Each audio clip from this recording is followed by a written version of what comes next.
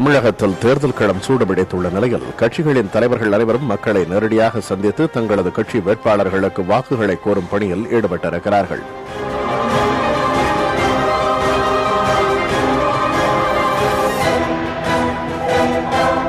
மாநிலம் முழுவதும் சுற்றுப்பயணம் செய்து வரும் அதே வேளையில் தாங்கள் போட்டியிடும் தொகுதிகளில் அவர்களது பரப்புரை எப்படி உள்ளது என்பதை பதிவு செய்வதுடன் அவர்களது வெற்றி வாய்ப்பு எப்படி இருக்கிறது என்பதை அலசுவதும் தான் இந்த நிகழ்ச்சியின் நோக்கம்.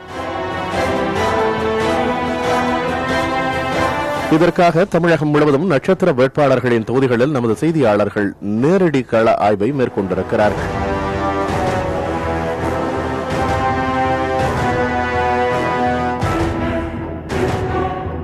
அந்த வகையில் இன்று நாம் பார்க்க போகும் நட்சத்திர வேட்பாளர் தொகுதி தூத்துக்குடி மாவட்டத்தில் உள்ள ஒட்டப்பிடாரம்.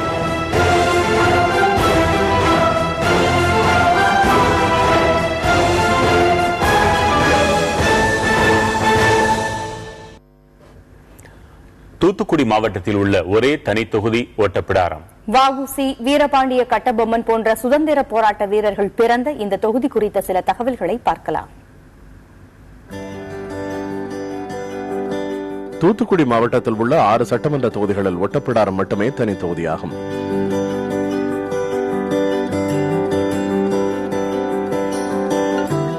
ஒட்டப்பிடாரம், ஸ்ரீவைகுண்டம் மற்றும் தூத்துக்குடி தாலுகாக்களில் உள்ள சில பகுதிகளை உள்ளடக்கியது இந்த தொகுதி.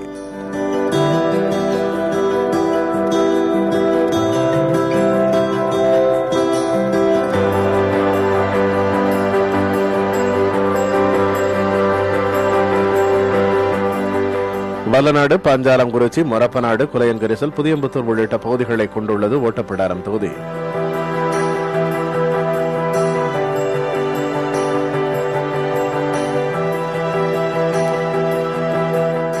ஒட்டப்பிடாரத்தில் உள்ள வஉசி பிறந்த இல்லம், பாஞ்சாலங்குறிச்சியில் உள்ள கட்டபொம்மன் கோட்டை, ஸ்வர்ணகிரியில் சுந்தரலிங்கனார் மணிமண்டபம், வல்லநாட்டில் வெள்ளையத்தேவன் மணிமண்டபம், ஆஸ்துரையை வாஞ்சிநாதன் சுட்டுக் கொன்ற இடமான மணியாச்சி உள்ளிட்டவை இத்தொகுதிக்கு சிறப்பு சேர்க்கும் இடங்களாக இருக்கின்றன. நெல் மற்றும் வாழை விவசாயமே இத்தொகுதியில் முதன்மையான தொழிலாக உள்ளது. இத்தொகுதிக்கு உட்பட்ட புதியம்புத்தூரில் ஆயத்த ஆடை தயாரிப்பு நிறுவனங்கள் அதிக அளவில் உள்ளன. ஒரு சில இடங்களில் மீன்பிடி தொழிலும் நடைபெறுகிறது.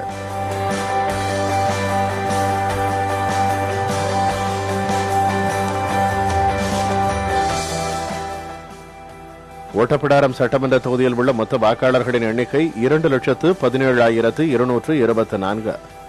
இவர்களில் ஆண்கள் 1,07,973 பேர், பெண்கள் 1,09,244 பேர், மூன்றாம் பாலினத்தவர் 7 பேர்.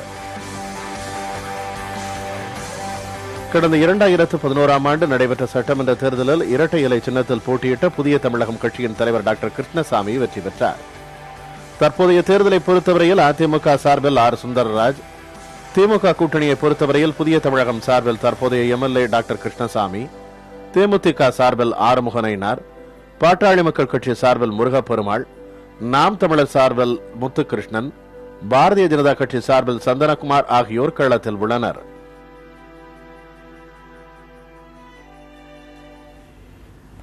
சட்டமன்ற உறுப்பினராக பல்வேறு திட்டங்களை செயல்படுத்தி இருப்பதாகவும் தொகுதியில் உள்ள அனைத்து தரப்பு மக்களும் நம்பிக்கை வைத்துள்ள நபராக தான் இருப்பதால் வெற்றி பெறுவதில் எந்த சிக்கலும் இருக்காது என்கிறார் திமுக கூட்டணி சார்பில் ஒட்டப்பிடாரம் தொகுதியில் போட்டியிடும் புதிய தமிழகம் வேட்பாளர் டாக்டர் கிருஷ்ணசாமி. இந்த தொகுதியில 5வது முறையாக தொடர்ந்து போட்டியிடுறீங்க. இந்த தொகுதியில பொறுத்த வரைக்கும் உங்களுக்கு சாதகமான அம்சங்கள் சொல்லி எதை பாக்குறீங்க சார்? சாதகமான அம்சமே நான் தான். அதாவது இந்த தொகுதி பல வருடங்களாக புறக்கணிக்கப்பட்ட தொகுதி. பொதுவாகவே ரிசர்வ் தொகுதிகள் என்று சொன்னாலே அது பலகீனமான வேட்பாளர்கள்.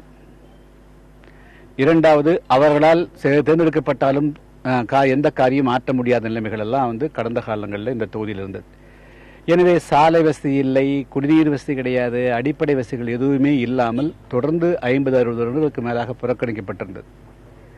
எனவே 96ஆம் ஆண்டு நான் அந்த தொகுதியில் போட்டியிட்ட பொழுது தனக்காக இந்த பகுதி மக்களுக்காக வலுவாக சட்டமன்றத்தில் ஒருவர் குரல் கொடுக்க வேண்டும் என்பதை கண்டறிந்துதான் அனைத்து மக்களுடைய ஆதரவோடு 96ஆம் ஆண்டு நான் தனித்து போட்டியிட்டு நான் வெற்றி பெற்றேன். எனவே நான் சட்டமன்றத்தில் வலுவா பேசக்கூடிய அப்படிங்கறத எல்லோருமே தெரிந்து வைத்திருக்கிறார்கள்.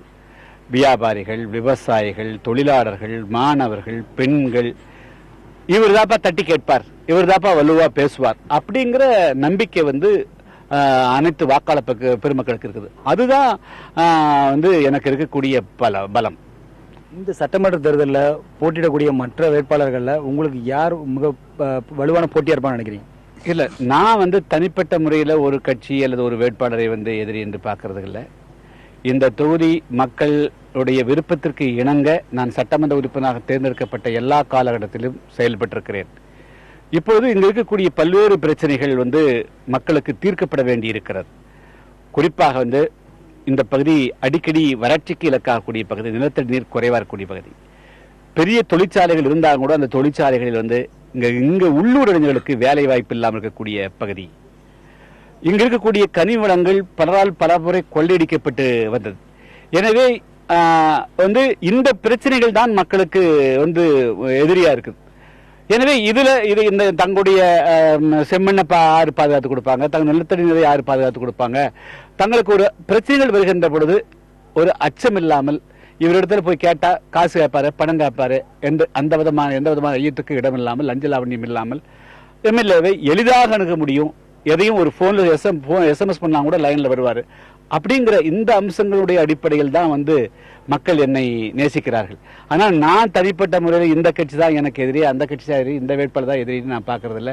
தேர்தலில் பரப்புரையும் போது எந்த அறிவிப்புகள் முக்கிய அறிவிப்பா இருக்கும் உங்க தரப்புல?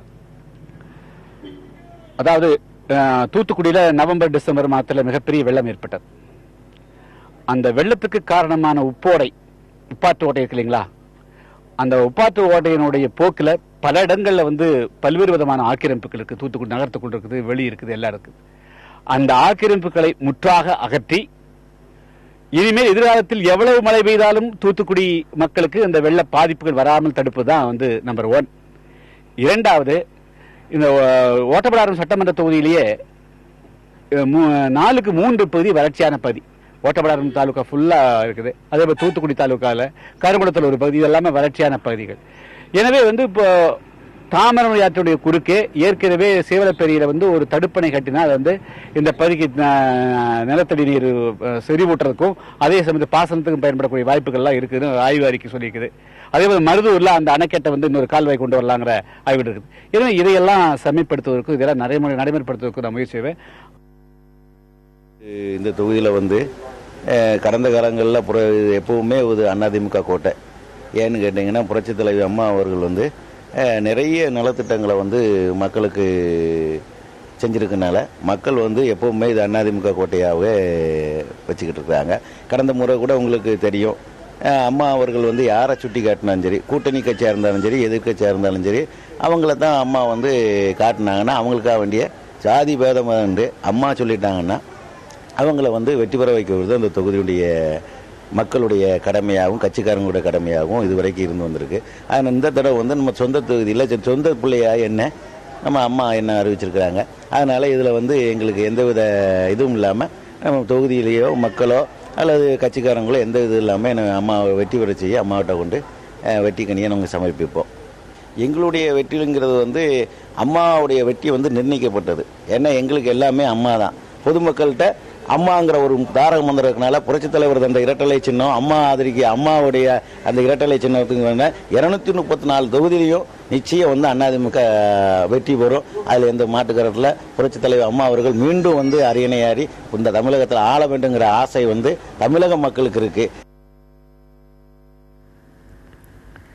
இதுவரை தமிழகத்தில் ஆட்சி செய்த கட்சிகள் மக்களுக்கு தேவையானவற்றை செய்ய தவறிவிட்டதாகவும் தேமுதிக தலைமையிலான கூட்டணிக்கு மக்கள் ஆதரவு தருவார்கள் என்றும் கூறுகிறார் ஒட்டப்பிடாரம் தொகுதி தேமுதிக வேட்பாளர் ஆறுமுக நயினார். உங்களுக்கு சாதகமான அம்சமா இந்த சட்டமன்ற தேர்தலை எதை பாக்குறீங்க? அதாவது பொதுவா சொல்ல போனா இவங்க 96ல டாக்டர் ஜெயிச்சாரு கிருஷ்ணசாமி. அதுக்கு பிறகு 2 தடவை தோத்தாரு. அதுக்கப்புறம் அதிமுக இன்னைக்கு வரைக்கும் இருக்கு. போன முறையும் இவர் அனைத்து இந்திய அண்ணா திராவிட முன்னேற்ற கழக கூட்டணியில தான் ஜெயிச்சாரு. ஆனா பொதுவான பிரச்சனை ஓட்டப்படாரம் 25 வருஷமா மாற்றமே இல்லை. அதே மக்கள் இருக்கிறது நிலையிலே தான் இருக்காங்க. ஒரு முன்னேற்றம் கிடையாது. விவசாய பூமி இது. ஆனா கொம்பாடி ஓடங்கிறது நானே ஒரு 25 வருஷமா இந்த தூர்வாருவோம், அந்த ஓடையை வந்து புதியமுத்தூர் மலர்குளம் வரைக்கும் கொண்டு வருவோம், ஜவுளி பூங்கா அமைத்து தருவோம். இந்த பிரதானமான விவசாயத்துக்கு உண்டான அத்தனை அடிப்படை தேவைகளையும், தண்ணி வசதியை, பாசன வசதியை, சுகாதார வசதியை கொடுப்போம்னு சொல்லிக்கிட்டு இருந்தாங்களே ஒழிய 25 வருஷமா யாருமே இந்த செய்யவே இல்லை. அது குறிப்பா அதிமுக ஆட்சி இதுவரைக்கும் ஒரு சின்ன ஒரு மக்களுக்கான அடிப்படை விஷயங்களை கூட ஓட்டப்பிடாரம் தொகுதிக்கு செஞ்சு கொடுக்கல.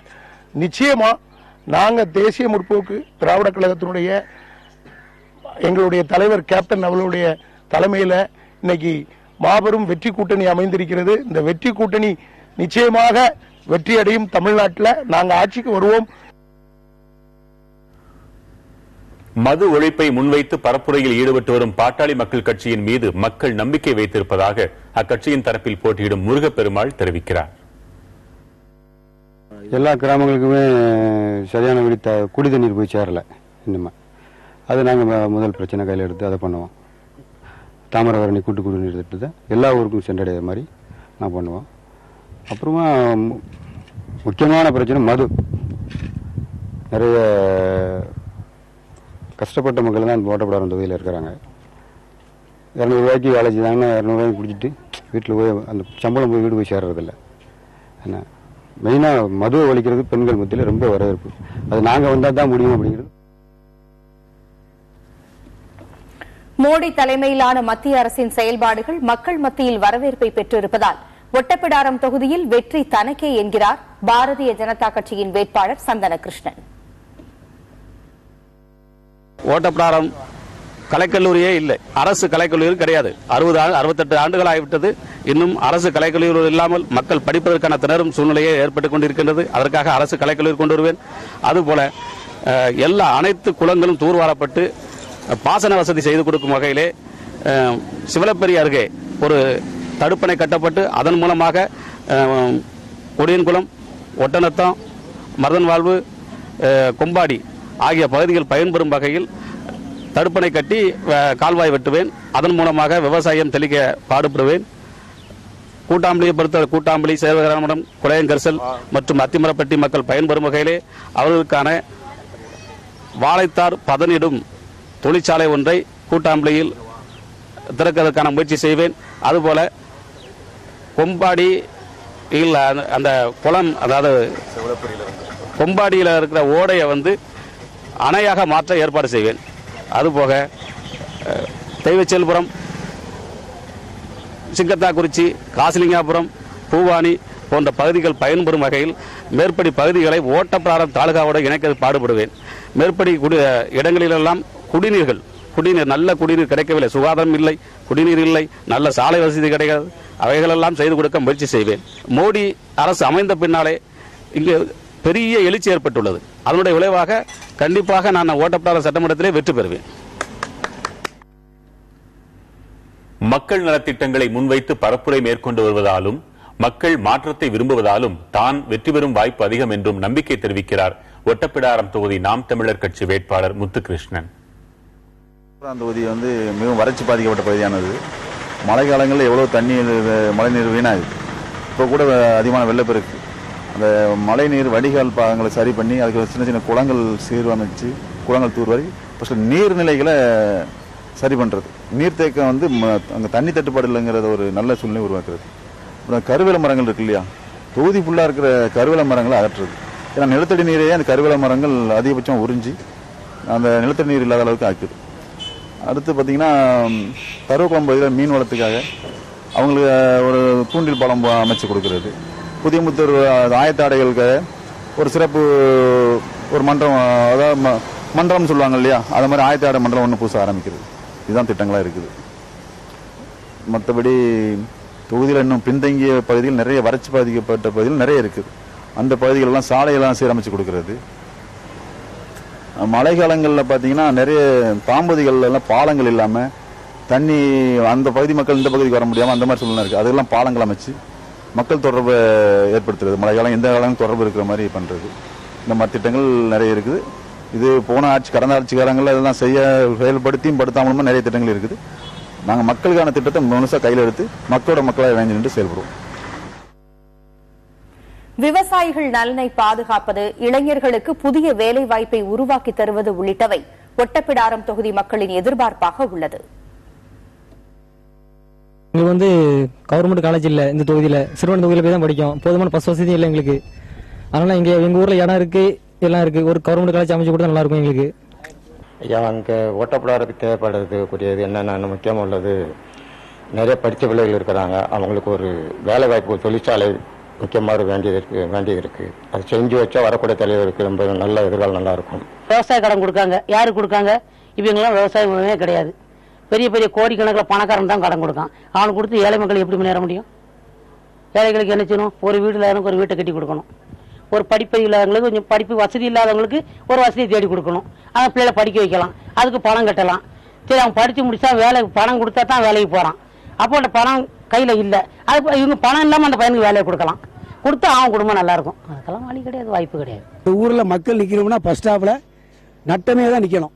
மழை பெஞ்சாலும் மழை நனையணும், வெயில் அடித்தாலும் வெயில் அடிக்கணும். ஒதுங்கிறது கூட ஒதுக்குப்புறமான இடம் பெண்களுக்கும் கிடையாது, ஆண்களுக்கும் கிடையாது, குழந்தைகளுக்கும் கிடையாது. இது பலமுறை பல தடவை மக்களை திரட்டி நாங்கள் சமூகத்தில் எல்லாரும் சேர்ந்து, சமூக ஆர்வம் எல்லாம் சேர்ந்து போராட்டம் நடத்தியும் கூட செய்யுதேன் அப்படி சொல்ல வார்த்தையோட சரி செய்யறதில்லை.